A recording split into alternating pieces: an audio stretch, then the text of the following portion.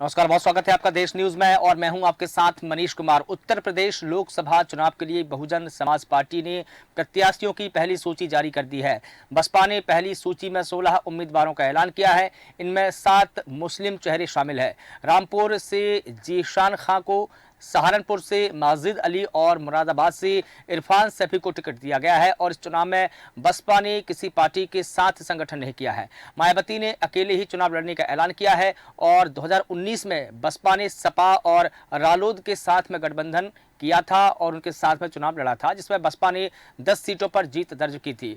बसपा ने लोकसभा क्षेत्र प्रभारी माजिद अली को सहारनपुर से प्रत्याशी बनाया है। यह दूसरा मौका है जब बहुजन समाज पार्टी ने माजिद अली पर दांव खिला है। इससे पहले साल 2017 के विधानसभा चुनाव में उन्हें प्रत्याशी बनाया गया था, लेकिन हार का सामना उन्हें करना पड़ा था।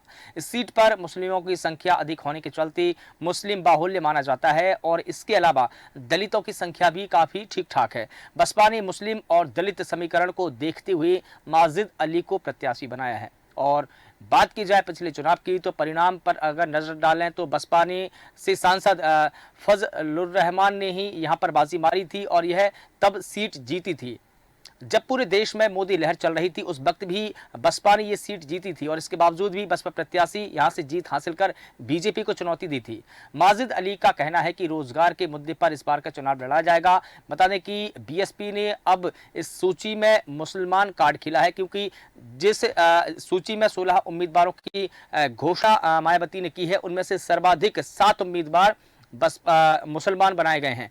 तो कहीं ना कहीं ये माना जा रहा है कि शायद मुसलमान आबादी ज्यादा होने के कारण मायावती ने मुस्लिम कार्ड खेला है। तो बता कि पहली सूची मायावती की जारी हो गई है। और इसी बीच कांग्रेस और अन्य पार्टी की बात की जाए तो बीजेपी ने और सपा ने अपनी सूची जारी कर दी है। सभी सीटों पर अपने प्रत्याशी उतारे हैं, लेकिन बीजेपी ने अपने 24 उम्मीदवारों का ऐलान नहीं किया है। बीजेपी अभी 24 उम्मीदवारों का ऐलान करेगी। हालांकि ये बताया जा रहा है कि बीजेपी की आज सीईसी की बैठक में बड़ा फैसला होने वाला है। हो सकता है कि शाम तक भी बीजेपी की 5वीं सूची जारी हो जाए और इसमें 24 उम्मीदवार जो कि उत्तर प्रदेश से होल्ड पर हैं, उनकी घोषणा हो सकती है।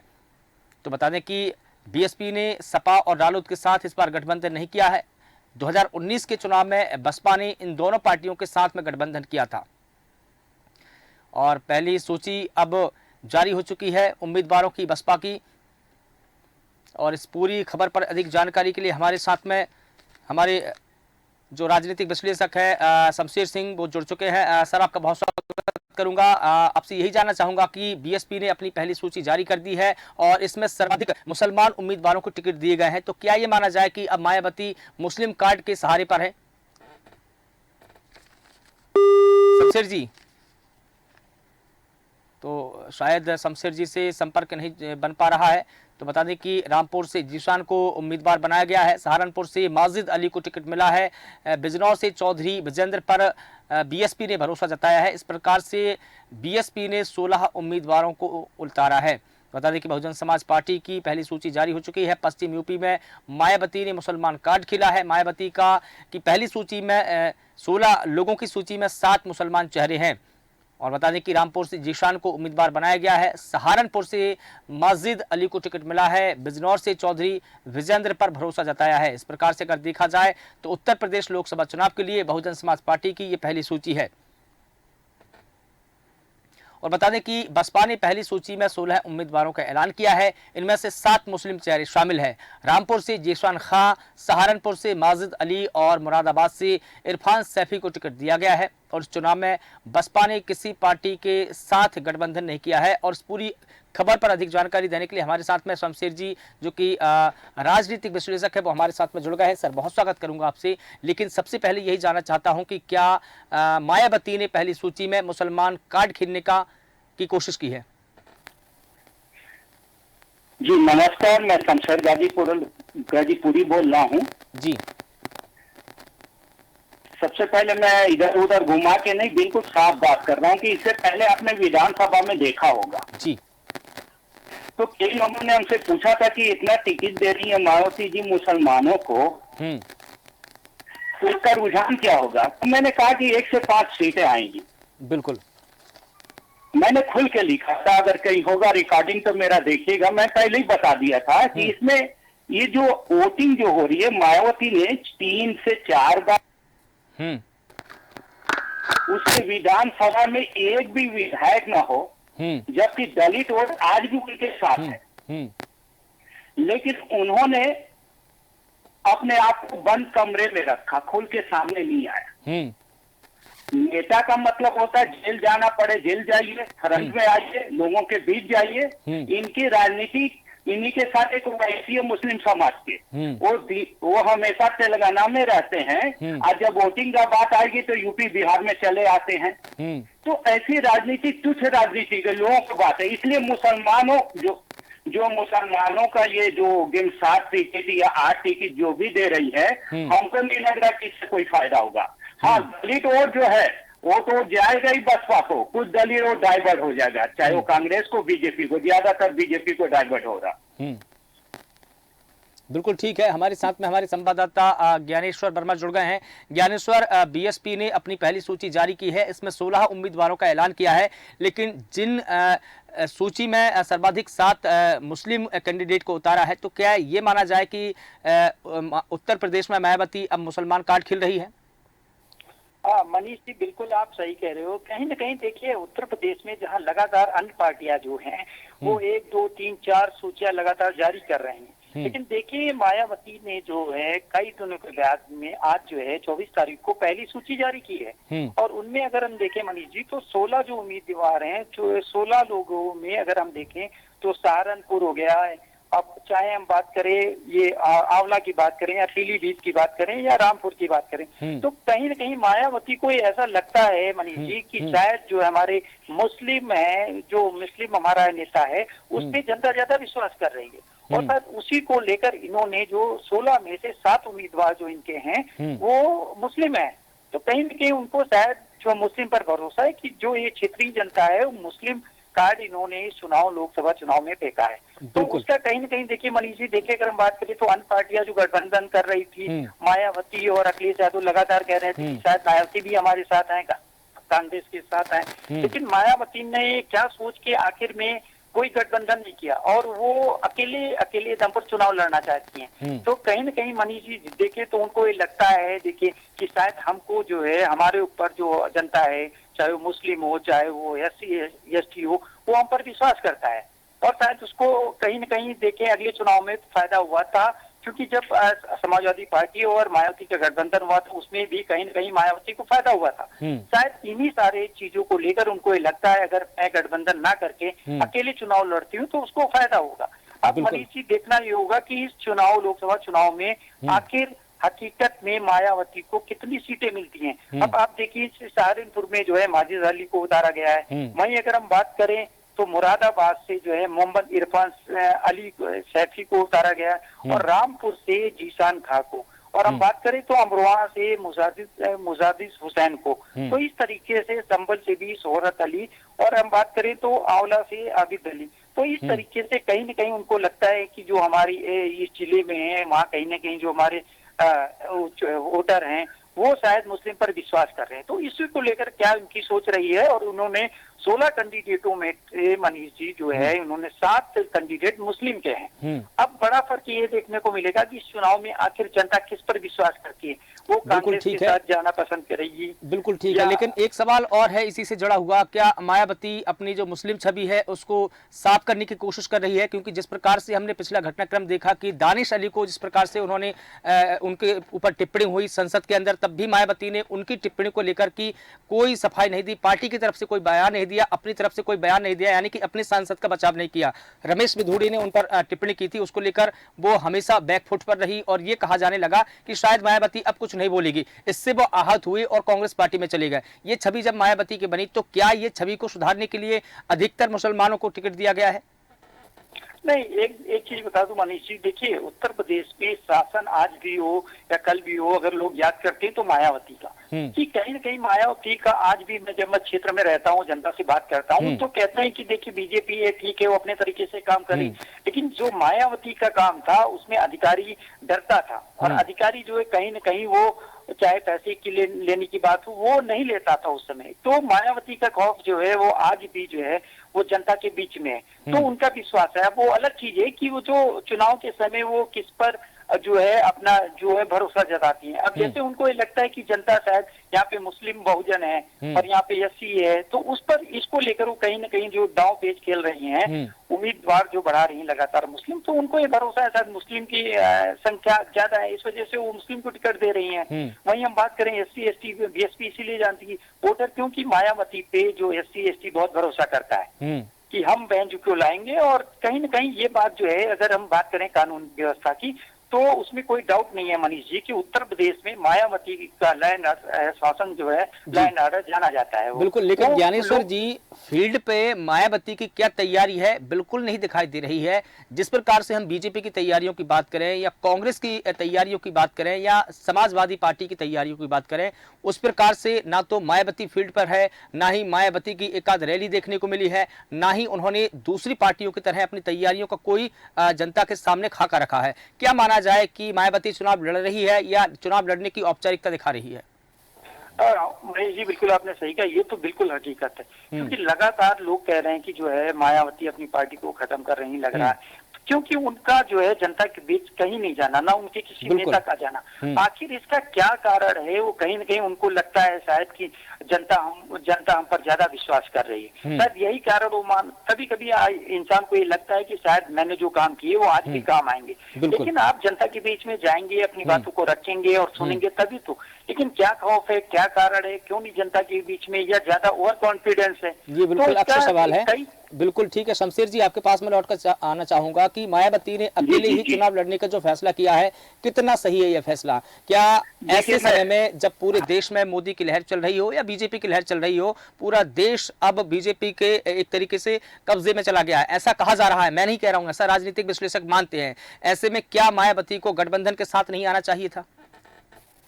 देखिए मनीष जी, आप कुछ बोलने की जरूरत नहीं है, आप आंकड़ा मिलाइए। विधानसभा में आपको सन 99 के हमारे 99 अबाउट ऐसे ही मिला होगा, बसपा ने मुस्लिमों को टिकट दी, ठीक। अभी लोकसभा में मुस्लिम को दानिश अली के साथ क्या हुआ, हमेशा याद कीजिए, लोकसभा विधानसभा में फर्क होता है। आपने बोला उनकी जब भी सरकार रही है यहाँ वेतन अच्छा रहा है, जो भी सरकारी कर्मचारी है वो भ्रष्टाचार मुक्त रहे हैं, आपका कहना बिल्कुल दुरुस्त है। लेकिन यहाँ पे ये बात हो रहा है कि बसपा ने कभी अभी तक, मायावती जी ने कभी भी कोई रैली नहीं की, कोई कमेंट नहीं किया, और दानिश अली जी को निकालने के बाद मुस्लिमों का रुझान बिल्कुल, अभी छोटा सा मैं बात बताऊं, वो वैसी जी का नाम सुना होगा आपने? हाँ सुना है, जानते हैं। अभी शोएब जमाई जो जाते हैं डिबेट में, शोएब जमाई को उन्होंने अध्यक्ष बनाया दिल्ली प्रदेश का, ठीक है। मुसलमान उनको गाली देना शुरू कर दिया है। मुसलमान जात पात पे राजनीति नहीं करता, हमेशा याद कीजिएगा, कभी नहीं करता वो जात पात के राजनीतिक। आप देख लीजिए वो आप जी बोले बताए बिल्कुल। तो उसमें क्या है कि यहाँ पे कोई नहीं, लोगों को फर्क कोई नहीं पड़ता।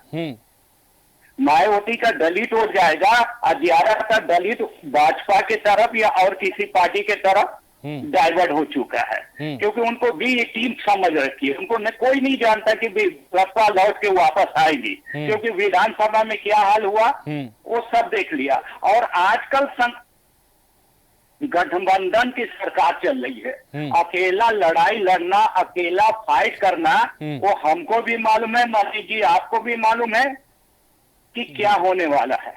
बिल्कुल ठीक है, लेकिन ये भी माना जा रहा है, जैसा आपने कहा कि मायावती को बीजेपी की बी टीम कहा जाता है, आपने तो पार्टी का नाम नहीं लिया, लेकिन अक्सर यही कहा जाता है कि वो तैयारियां नहीं कर रही है, फील्ड पर नहीं उतर रही है, उसका क्या उत्तर निकाला जाए। लेकिन दूसरी तरफ हम ये देखें कि जब बीजेपी की लिस्ट जारी हुई, कांग्रेस की लिस्ट जारी हुई और समाजवादी पार्टी की लिस्ट जारी हुई, हमने देखा कि उनकी लिस्ट में कम ही मुस्लिम उम्मीदवार हैं, लेकिन मायावती ने पहली ही सूची में सारे पत्ते खोल दिए हैं। उनका रुझान किस साइड है ये भी हमको देखने को मिला है। इस फैसले से आप कितना सहमत हैं?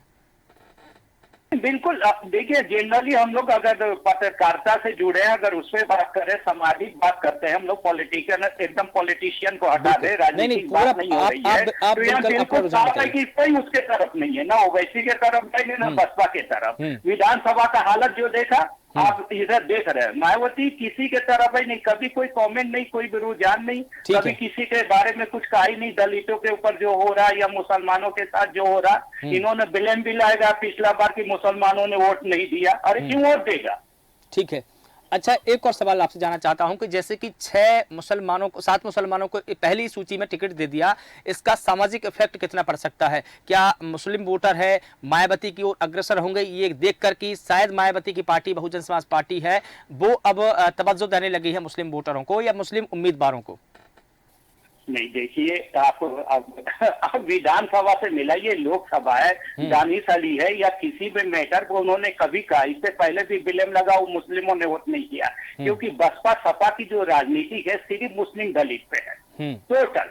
और दलित का वोट आप देख रहे हैं कि काफी तादाद में भाजपा की तरफ गया है, बाकी किधर गया बोलना बड़ा मुश्किल है। विधानसभा में हमको लगा 3 से 3% वोट मिला था इन लोगों को, उससे ज्यादा बीजेपी को मिला था। तो रुझान इसमें कोई फर्क नहीं पड़ता, 100 मुस्लिम खड़ा कर दे, बस उसका टारगेट यही रहता है। लोगों का रुझान है जब पब्लिक के बीच में चाहिए और आप दलित समाज के बीच में जाइए, मुस्लिम समाज के बीच में जाइए, तो बोला कि उनका ये टारगेट है कि 5-10 हजार वोट कट जाए, 50 हजार वोट कट जाए, बस इनके अलावा कुछ नहीं है। जैसे जैसे लोगों का नाम आ रहा है, उसको कितने लोग वोट देंगे अभी पता चल जाएगा आपको। बिल्कुल ठीक है। ज्ञानेश्वर जी, आपके पास में आना चाहूंगा कि जिस बहुजन समाज पार्टी का 2009 के या 14 के चुनाव में वोट शेयर जो था 27% था, वो घटकर की 19 के चुनाव में सिर्फ 14% रह गया है, 19% के लगभग अभी है फिलहाल। तो इसको क्या माना जाए कि अगर मायावती मुस्लिम उम्मीदवारों को उतारती है तो शायद उत्तर प्रदेश के सारे मुस्लिम वोटर उनकी ओर चले जाएंगे? मनीष जी, बिल्कुल आप कहीं न कहीं जो चीजें कह रहे हो वो देखो देखने को मिल रही है, क्योंकि मायावती लगातार उनको ये लग रहा है कि जो पुराने काम किए हैं उसको जनता आज भी याद कर रही है, लेकिन उनका क्षेत्र में ना निकलना ये एक बड़ा प्रश्न है। आखिर क्या कारण है कि जो वो क्षेत्र में, जैसे कि हमारे सहयोगी ने कहा है कि देखिए किस तरीके से जो है वो जनता के बीच नहीं इतनी घटनाएं हो जाती हैं, कोई उनका बयान नहीं आता है, कोई उनका बयान ना आने का क्या कारण है आखिर? लेकिन ज्ञानेश्वर जी, हम उनकी जगह पर अगर समतुल या दूसरे नेता को अगर खड़ा करें उनके मुकाबले पर, तो उन्होंने सीधे तौर पर अपने जो भतीजे हैं आकाश आनंद, उनको आगे कर दिया है।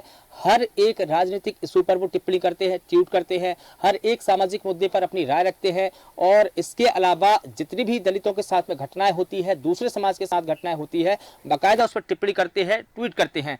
ये माना जाए, अब चूंकि मायावती ने तो अपना उत्तराधिकारी घोषित कर दिया है, तो क्या आकाश आनंद उनकी जगह पर इतना सशक्त हो सकते हैं? जैसे उन्होंने पार्टी को खड़ा किया, जैसे पार्टी को चलाया, आकाश आनंद जैसे चला पाएंगे? नहीं, बिल्कुल सही कहा मनीष जी। देखिए, एक पार्टी में विश्वास बनाने में समय लगता है, वक्त लगता है। जो मायावती की छवि है, आज जनता जानती है कि मायावती किस कैटेगरी की नेता थी और उनका क्या शासन प्रशासन में क्या उनकी छाप छोड़ी है। थी। तो जी, कहीं न कहीं तो उसको लगता कि जो आकाश आनंद है वो इतनी जल्दी ले पाएंगे। ये उसको जब फील्ड में आके आपको मेहनत करना पड़ता है। लोग तो अभी आपने अपना उत्तराधिकारी तो उतार दिया है, लेकिन उत्तराधिकारी कितना क्षेत्र में आ रहा है, कितना जनता से रूबरू हो रहा है, कितनी बात को तवज्जो दे रहा है, तो ये बनाने में जो बीएसपी मायावती की जो अपनी पहचान है वो आकाश आनंद को बनाने में कितना वक्त लगता है, वो जनता से अभी तक मिलते नहीं है, लोगों के बीच में जाते नहीं है। पार्टी जैसे वही थी ना, समाजवादी पार्टी, अखिलेश यादव मुलायम सिंह ने खड़ी की, आज अखिलेश यादव जी, तो लोग क्या कहते हैं कि वो तो पारिवारिक पार्टी है। अखिलेश यादव ने काम नहीं किया है, वो तो मुलायम सिंह की पार्टी थी और चलो अपने बेटे को दे दिया।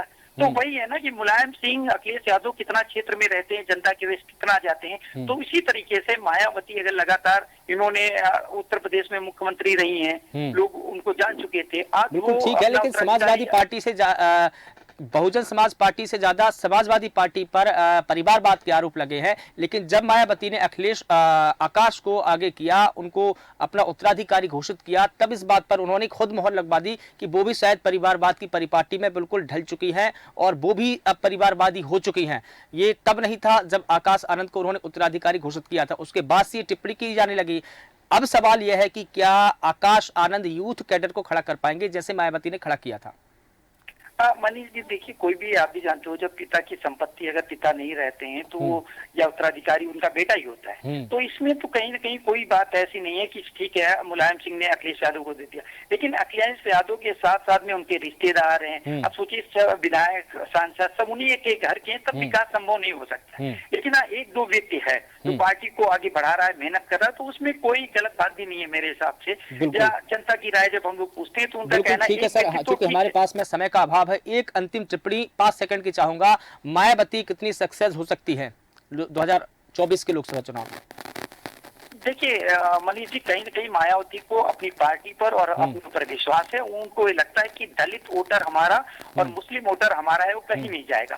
तो कहीं न कहीं इसमें मनीष जी बिल्कुल सच्चाई है उत्तर प्रदेश में, कि उत्तर प्रदेश में लगातार मुस्लिम वो चाहे मायावती को चाहता है या तो अखिलेश यादव को चाहता है, बीएसपी को बिल्कुल नहीं चाहता है। जी बिल्कुल ठीक है। हाँ, चूंकि हमारे पास में समय का अभाव है, इसलिए इस पूरी बहस को यहीं पर विराम देना होगा। आप दोनों का बहुत शुक्रिया हमारे साथ में जुड़ने के लिए, बात करने के लिए। बता दें कि मायावती ने 2024 लोकसभा चुनाव के लिए उत्तर प्रदेश में 16 उम्मीदवारों का ऐलान कर दिया है। पहली सूची में मायावती की पार्टी बहुजन समाज पार्टी ने 7 मुसलमान उम्मीदवारों को चुनावी मैदान में उतारा है। लेकिन देखना होगा कि जनाधार लगातार हो रही बसपा इस बार कितनी सक्सेस होती है, क्योंकि एक तरफ कांग्रेस है, दूसरी तरफ बीजेपी है, तीसरी तरफ उनका मुकाबला करने के लिए समाजवादी पार्टी है। हालांकि मायावती ने किसी के साथ में गठबंधन नहीं किया है, लेकिन अब देखना होगा कि मायावती इस लोकसभा चुनाव में कितनी सफल होती है, सक्सेस होती है। फिलहाल देश न्यूज के खास कार्यक्रम में इतना ही। मुझे दीजिए इजाजत, नमस्कार।